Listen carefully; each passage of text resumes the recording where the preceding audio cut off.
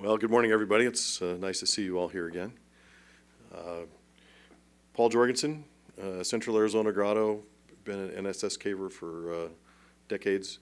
CAG, we'll be talking about it later, but the CAG is coming up on its 60th anniversary this year, and I've helped put together the 40th, the 50th, and now the 60th anniversary party for the grotto. So it's been a couple of years. So let's see here. Grand Canyon Caverns, for those of you that may not know, is a commercial cave that's up in the northwest part of Arizona, about 20 miles or so to the northwest of Seligman on the old Route 66.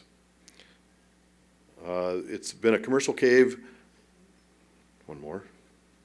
There we go. Commercial cave on old Route 66, 24 miles to the northwest of Seligman. And it's been a commercial place since the 1920s, which is in how commercial caves are going, especially in the West. That's a really long time. The elevator is the only entrance since the early 1960s. There's been lots of air to be known to going in and out of the cave, and that's one of the places where the cavers are following the air most of the time. The cavers have been searching for the rest of the cave, where the air goes, following that air since at least 1988. 1988, there was, I think, an ARA that actually happened up there, and there was a whole bunch of cavers that showed up and actually started pushing the cave. And some of that information that was gathered at that date, and they did a survey of the cave, was the information that was the early map. There's been trips going to the dig since at least 1988. I know that there was other stuff they were doing before. There was things that were pushed, and we'll talk a little bit about that because we found some information that was carbided on the wall. This last series of digs that we've been doing in the exploration has been since 2003. And as always, just another 10 feet. Who digs in here? Everybody digs? Yeah, I mean, it's just another 10 feet, right? And sometimes it is. Grand Canyon Caverns is up in the high desert up there, kind of the chaparral. There's a lot of juniper and stuff on the surface up there. It's right at the top of the red wall limestone. The cave itself is, there we go, highlighted where the cave was. So the cave sits up there on the top of the ridge, and there's no streams, there's no lakes, there's no rivers. They call it Grand Canyon Caverns. It's also been known as Dinosaur Caverns and possibly a couple of other things. I don't know exactly what all of the old history for the names was, but it's been Grand Canyon Caverns for a long time, and they were trying to go along with the fact that that one of their stories they used to tell was that they let off a military-grade smoke bomb, and the air moved through the cave back into where it was disappearing, back through what they now call the mystery room. And a number of days later, depends on who tells the story, it came out of one or more cracks that was either on the Wallapai Reservation or in the Grand Canyon itself. And there are people that swear that their relatives have told them that story. We saw the smoke coming out. I don't know what they were smoking, but Brownian motion says the particles are going to go away. And then the guides in the next breath would tell you that the air that comes back from the Grand Canyon and blows out when the cave is blowing out, it's cleaned by every single particle, so all the pollution is taken away. Well, would smoke be a pollution? And why would the smoke go one way and not be, yeah, they could be quantum smoke. Yeah, yeah. So this is a little geology cross-section here. So this shows that the red wall limestone, which is several 100 million years old, 270 or something like that at the top, that is, everything that's above that is all gone. So when we talk about these unconformities or angular disconformities or disconformities where one layer was there, then there was some erosion before the next layer got on there. So we have We have gaps in time. Well, right now, we have a really huge gap in time. At the surface, we've got almost 300 million years. So there's a big gap. So when you talk about, well, how can these gaps happen between these rock layers? Well, we're in the middle of one happening right now. Who knows what's going to happen to it next?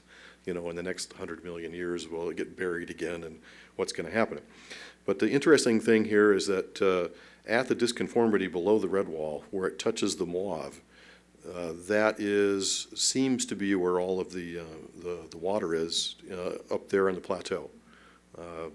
I've heard stories, and I don't know exactly how they're getting that information, is that the water that they're pumping from those deep wells is 12,000 years old. It's water from the Ice Age. I'd like to see some data on that, why they're thinking that is. Maybe it's a isotope thing. I don't know. I know it tastes good. And if you have ever been up to the Grand Canyon Village, there at the South Rim, all that water that they get comes out of, guess where, that same contact. They get it from the north side. They pipe it across, pipe it up to the top, and that's the water that they have up on top because, again, there's no rivers, no streams up on the top. But there they have multiple more layers above the red wall when you're at the south rim of the Grand Canyon. They have, Kaibab limestone up on top there. Now we'll talk a little bit about the history of Grand Canyon Caverns. This photo here is from probably the 1920s, end of the 20s into the 30s. I have a couple of other photos that I have discovered of when they very first came up on it. It was discovered by this cowboy named Peck back in the early 1920s. He was a woodcutter and apparently was working for the railroad. They were making ties and things like that. And he was apparently either cutting wood up there or had gone to a poker game. It depends on who you talk to. And he ran across this hole, and so he was the discoverer. Well, of course, it was known by the natives long before that.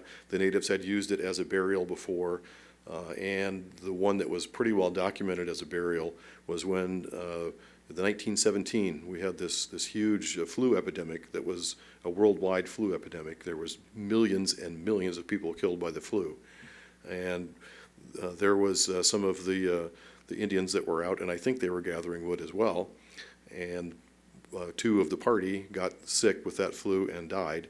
They were, the ground was frozen. It was in the winter time. And so they said, well, here's the convenient place. So they put them in this sinkhole. So the cowboy Peck didn't know about this until later. And there was much more discussions that went on after that. But it's been known for quite a while, and it's an open thing. It's a commercialized, so they had the original was these stairs, and those stairs and a bucket. So they had a windlass that basically they would have this long rope on this windlass, and they would lower you down in a bucket because when you get down to the bottom of the sink that was existent at that point, you still couldn't make it because there was a gap of air. You just couldn't do a stem to get across it. Later on, they built a bridge to go across through there, but that bridge was built in the 1930s, and at the time that they did that, they added the cement paths. So before they did that, they would lower you down on a rope. They would give you a candle or a kerosene lantern, and you were scrambling through the cave on wherever you wanted to go. There were no trails at that point. So they would charge you your money, and they would send you to the bottom, and you would have your own way, and then you'd come back and apparently tug on the rope, and then they would haul you back up on the windlass. Sound like a fun trip. In fact, the Arizona Route 66 was routed to go past Grand Canyon Caverns because it got to be a very popular thing.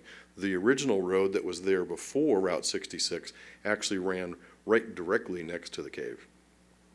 For those of you who have been up there, and especially out to the back side, if you look at this photo, you can still see on the left and the right there at the top of the stairs, there's a stone wall that they built that's up around the top of where this old natural entrance was. That is still there. Of course, later on, the The natural entrance was filled in. They did that for two reasons. One, because of the burials. They made an agreement with the tribe to repatriate all the remains that they could find, and then they continue and buried it all. So everything was buried off at that point. So this the old sinkhole is not there anymore. It's buried completely. The only way in now is the elevator. And the other thing is, with the elevator, now you're going to always pay your money to get in. You're never going to try to, jump down or hurt yourself trying to get through the old natural entrance.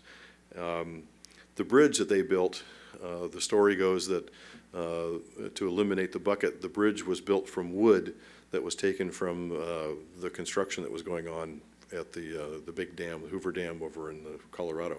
And some of the cement apparently had found its way to the cave as well. They did a drill shaft also to a known point. So they had done some survey at that point of some sort. They didn't have our nice Finnish compass and clinometer. The Suntos weren't there, so they must have been using possibly a Brunton back in the 20s or something else. Maybe they were just doing strings, I have no idea. But they did drop a shaft, and through that cement shaft, they would mix the cement on the surface, dump it down a bucket at a time. It would go into a little tub down there, and they would scrape it into a wheelbarrow and take that one wheelbarrow load out and make all of those paths that are down there. So if you go down there and have a look at all of those paths, just know that that was done one wheelbarrow full at a time. We had lots of manpower, and it was an easy way to go. The cave has had several owners up until 2002, and we've had a very stable current management since 2002, which has been nice for those of us that have been working in the cave. This 88 trip, with all of the information that was gathered in their the survey, they built a map, and this was the map. If you went to the gift shop, you could buy this map. The survey and the copyright on the map is owned by the Central Arizona Grotto. So the gift shop, when they sold any of those copies of the map, a few pennies of that goes back to the grotto. So if you ever go up to the cave and you want to support the Central Arizona Grotto, just buy another Caverns map. It's really fun. Now this map had some interesting things on it. But you'll see that there's more things that have shown up since, and that's some of the stuff that we're trying to update. So now you're up to the 1988 version.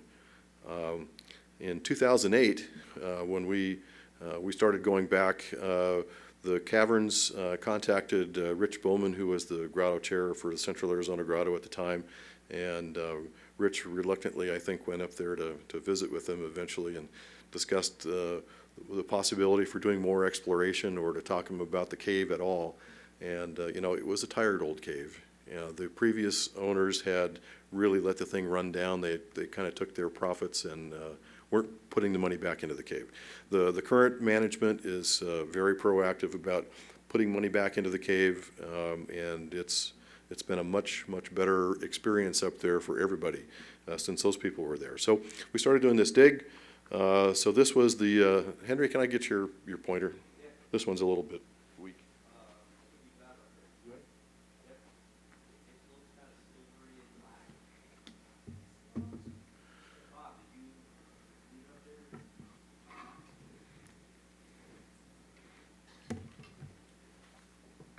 Ha, he's got it. Cool. Somebody's got it. Make sure you got the right end. That's what they all say. Yeah. Do not look at laser with remaining eye. That's what I say. Okay. So the bottom of the area back on the 88 map, I think they called it the Devil's Den. And rooms in caves, especially commercial caves, the names can migrate. It's like Arizona caves. How many Arizona caves do you know that have 4 or 5 names, right? Because somebody found it and then they didn't talk about it, but they made their own map. And then somebody else found it, they made their own map. Somebody else found it and named it something else because they heard it was something else, or they thought it was something else they were looking for. Anyway, so the bottom of the mystery room area was known about, and so This old dome up here in that area was known in 1988. It was a kind of a tight squeeze to get up through there. They moved a few rocks and got up to that dome, and they knew a little bit about the passage that took off here, which is death waiting to happen. Please don't go there. Nothing on that side. It's a really bad breakdown dig. When they talked about rocks that are levitating in the air and why haven't they fallen yet? Well, gravity is still apparently sucking them up to the ceiling. There could be some suspension of gravity there, I'm not sure. But along about just before end of 2012, or possibly into the 2013, we got the breakout. So we had been working on a lower dig down in that area where there was lots of good air, and it took us several years to work our way kind of into that area. We had been kind of tunneling along, keeping a nice hard wall so that we have, not rocks that are protruding above your head and trying to kill you. We got back down into that area, but somebody was sitting up there, it was Keeler, was sitting up there in the old dome, the 1988 dome, and the air was blowing that day, and he went, I feel a little air on my back. And so, he moved a couple of rocks, guess what? Boom, there's darkness. I can see darkness. Well, it was too big for him to get into, so he said, okay, you'll fit. And somebody jumped in there. They moved a few more rocks and said, yeah, we can do this. So it goes. I don't remember. Rich, who was the... Graham was on that trip. Yeah, so that was all on the same day. Yeah, so it was great. So then that turned into the Sugar Hill breakout. And that led up to Disappointment Dome. So this is Rich's map of the update for when we first got to that. Now this is the profile.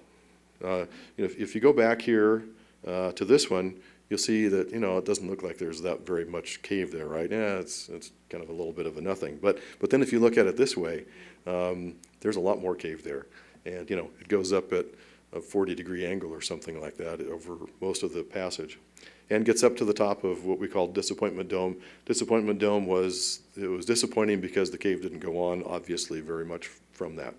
There has been a little bit of information that's been discovered beyond that, but we'll get into that a little bit. Right down there at the bottom, that's the lower dig, and that's the dig that we're currently prosecuting. We're trying to figure out where that goes. We are at the lowest point of the cave at this point. We are still finding air down there, and the air comes out moist when it blows out, and that side of the cave has much more cemented rocks. So the moisture that is coming out is calcium saturated, and that calcium is gathering on things and helps to cement the rocks. The other side of the dig from that 1988 room, that side has a lot of breakdown over there, and it still has a lot of air because the air is going to go, every place that it can find a crack. But the rocks aren't cemented over there. So the really good clue there is that the uncemented rocks, that's not the way to go down. Where to find out where the water is, where the really good fun stuff is. So to deal with Bob's question, how accurate is the survey, how accurate is the cave location? Well, we did a cave location, and guess what? We drilled right into the top of the dome. And happiness was achieved that day. This was in 2015. So we had I don't have that slide on here, but we had set a cave radio location point.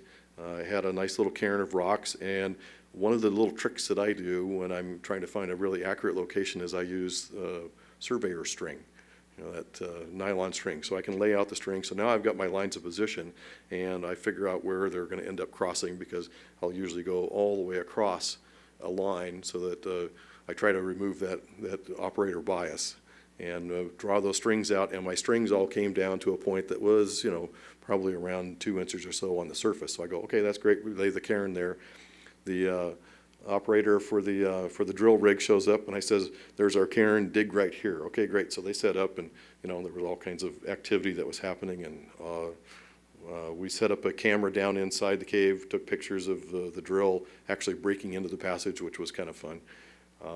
They laid this plastic PVC pipe as a liner through the whole thing, and we went in. But I don't know if you can see there just a little bit. There is, right there, that's the X marks the spot. And so we were, this point here is what, about that far apart from the surface location, and we're at about 80 feet deep at this point. Except for the fact that about 2 months later, we were back up there again. We were capping we had already capped the well, but we went to look, and as I was there looking at the top of the well, I went, huh, what's this cairn of rocks doing over here? They drove the truck over the top of the cairn of rocks, and they didn't actually drill exactly on my spot. Guess how far they were away? About that far. So I haven't yet done the survey to see what direction that my cairn and the pipe actually came out, but my consideration is 1 to 2%. I've come to that conclusion as well, Bob, so I think it's pretty valid. So 2019, the latest map. So we end up with the breakouts over here that we have, and we have some little other extensions that are going on. And another one that we'll talk about up here is we found some additional passage off of the elevator shaft. There was a little spot that you could climb down through and break into there. Here is the extensions beyond Disappointment Dome. So this is the 2019 map that Ray's just released, so they will have that new information. So Disappointment Dome here, and beyond that there is a spot that a couple people in this room, Deborah's been back there, Harrison's been back there. I don't fit anymore, sorry.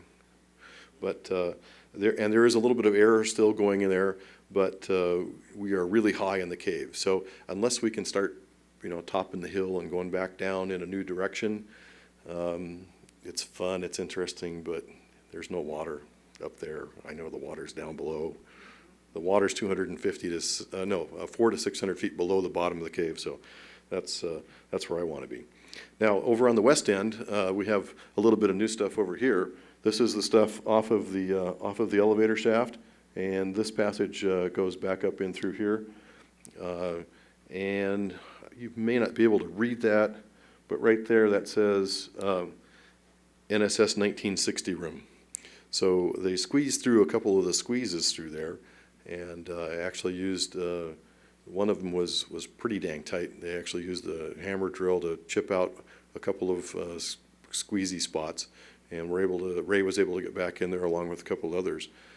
And guess what they found there was a carbide writing on the wall, NSS 1960, and this guy's 4-digit NSS number, which they looked him up. He was a caver from California, probably, and he was a construction worker, so he was probably there during the elevator construction.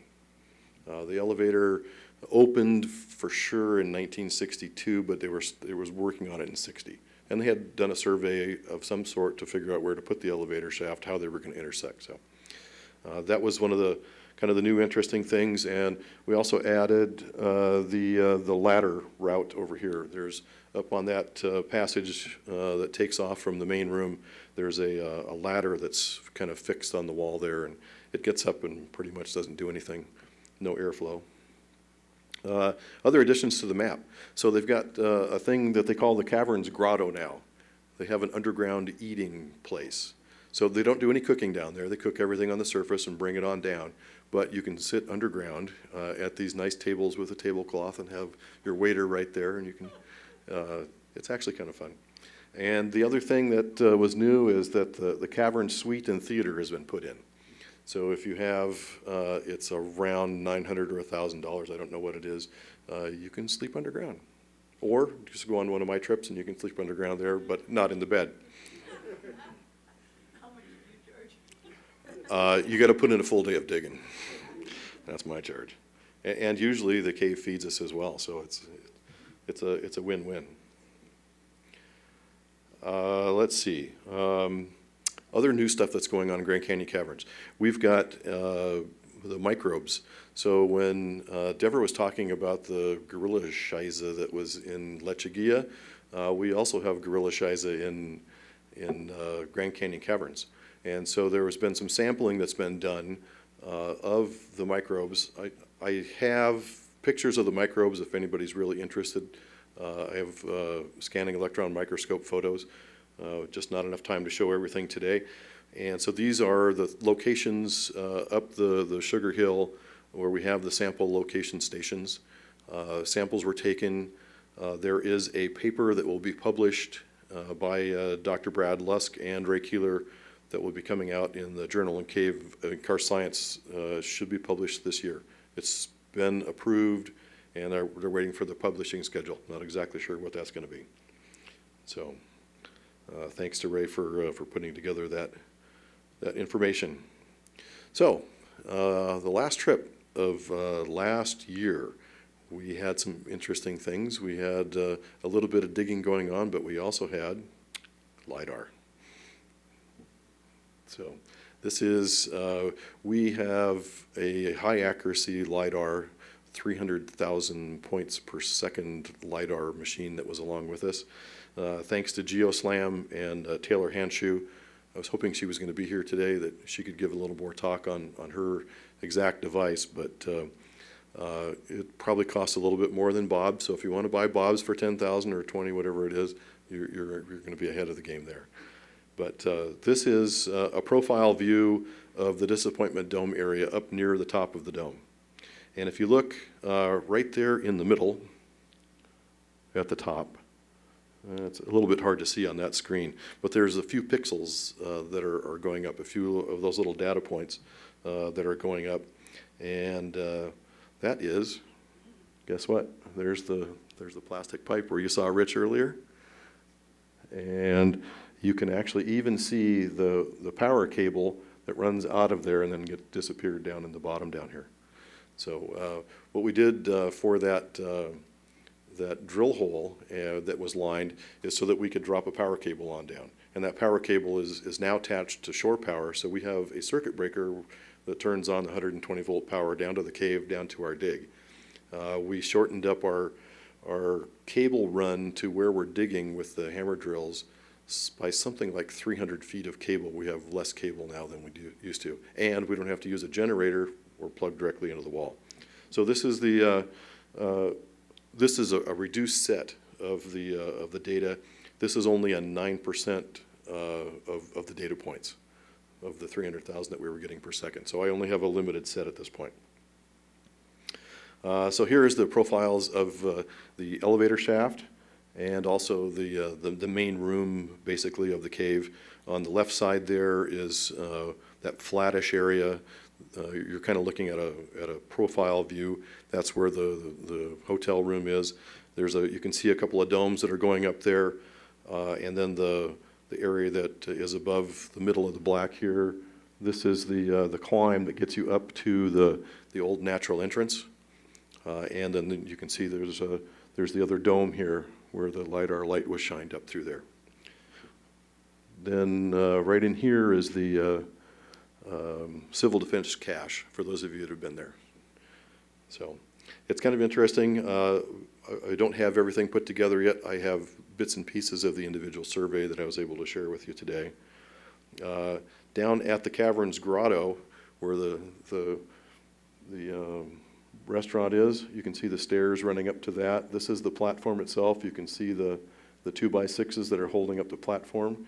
And if you look really carefully, you can see a couple of cavers sitting there reading menus.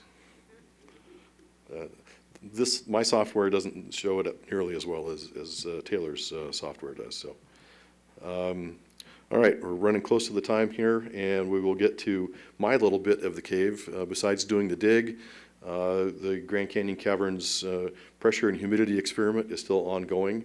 So this was the data that was collected here on the 31st of December 2019, and it's still completely obvious that the pressure goes down, the humidity goes up.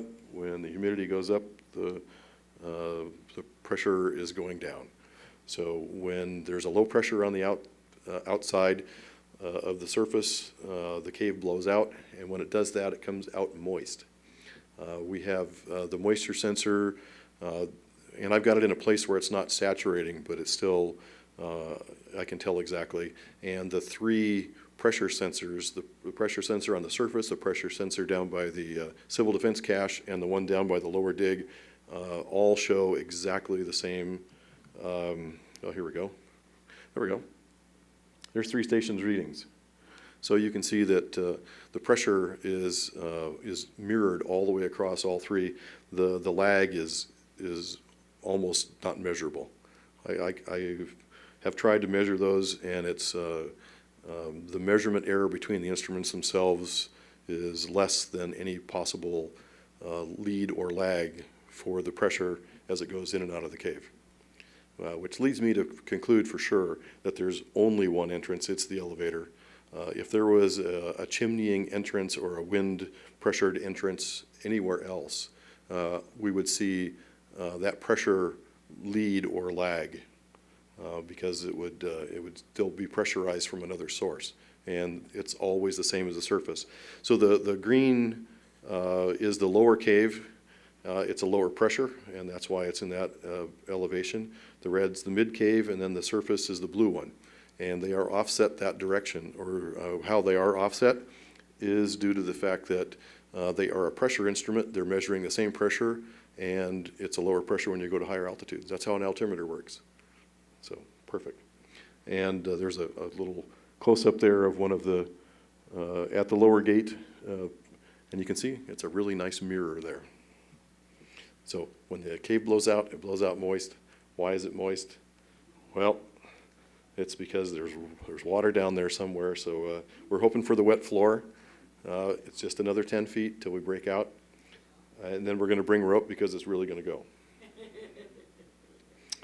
So there you go. Anybody got any questions? Sir? So you said that rain fell from air? Yeah. No, he was in the 1988 dome and was just sitting up there relaxing because the dig was happening and there was enough people that we needed to cycle people through. So yes. So you're digging low. Yes.